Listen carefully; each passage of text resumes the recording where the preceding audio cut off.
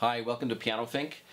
The American pianist John Browning had this statement, which I like a lot, which was to have young students work on double notes because he said, quote, they show all the problems. And this is a great exercise to work on and really simple, but it's going to balance the use of the three gears of the hand. First gear, second gear, and third gear. And they all work together at the same time, but in different proportions. Really simple exercise, and even a relatively young student can work on this through an advanced student, of course, as well. What it's going to look like is I'm going to cover a 5-finger position, C, D, E, F, G, in the left hand, same thing in the right hand. And I'm going to work in contrary motion, so I'm going to play 1 and 3 together, 2 and 4 together, 3 and 5.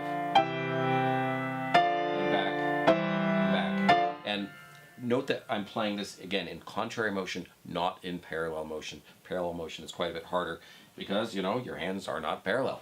They are in mirror images of each other. So start with 1 and 3, and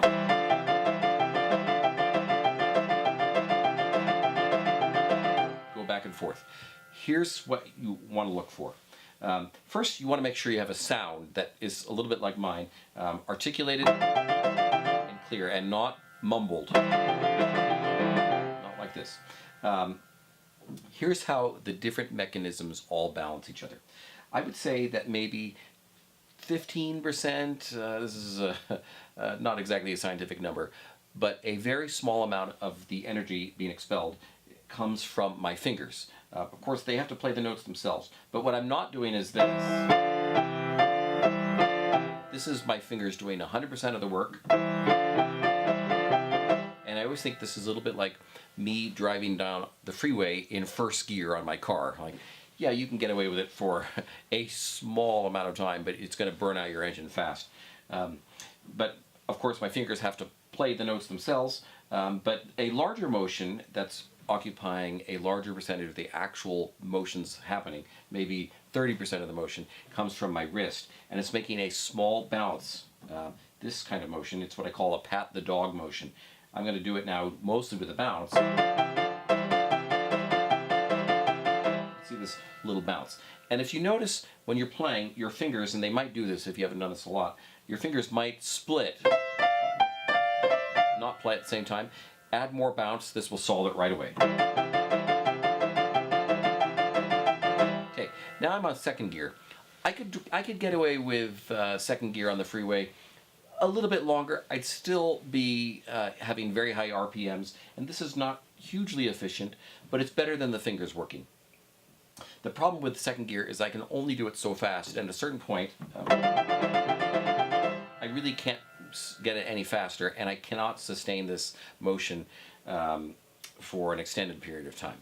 So let's add third gear, and this is the most important gear, and this is what's covering at least 50% of the motion here. And this is my arms and elbows, and what they're doing is when I'm playing from the inside of the piano, the inside of my hands with 1 and 3, my hand will be in a little bit lower position, my wrist. As I get to the outer part of the position with my 5th finger, it's doing this. This is the same motion I've mentioned before that looks a lot like kneading bread. So if you were to trace the tops of my wrists, which you can watch, they would be making this kind of oval or circle motion, and they do it in mirror images of each other. My elbows are quite active here. Now, if I do this in the wrong proportion and I do too much circles, I'm going to have this sound. It's very hard to hear exactly what's going on. It's not articulate. So I've got to make sure I have enough bounce and my fingers doing a little bit of the work. My fingers are not lifting. Here's a common mistake in that 5th finger is sometimes, for some students, kind of a wild beast. It's all over the place. You'll notice when I play my 5th finger, it's already touching the note and playing, and it's not lifting up here. And it's also not doing this. This is a common problem, the 5th finger collapsing. Why is that a bad thing? Because it means my whole mechanism drops. You'll notice that my motion is very fluid.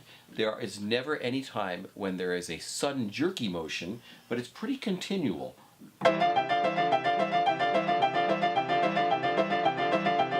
As you do this, I find most students can do it for whatever, 5 seconds, 10 seconds, and then it tends to crumble and not sound very good. So try timing yourself. If you live at home with your family, they will not enjoy this exercise. It's not very fun to listen to. If you're angry at your parents, practice it excessively.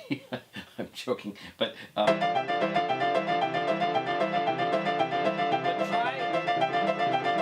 and keep it up for 20 seconds, 30 seconds, and so forth. And make sure you have that articulate sound. Then you can also change the combination of notes. So let's add E flat to that mix, so no E natural. This will change the shape of the hand a little bit, especially if we add like a G flat or a D flat. And now we've modulated to do it in D flat major. Great exercise. I highly recommend. It will calibrate this balance between these 3 levels of motion, and of course you play the piano with your ears, so make sure that you have this clear sound. It's a relatively steep learning curve, but I think it only takes a couple of weeks and then students are able to make this motion. It's a motion I make constantly, this kind of motion, and then this balance of wrist bounce and marginally active fingers.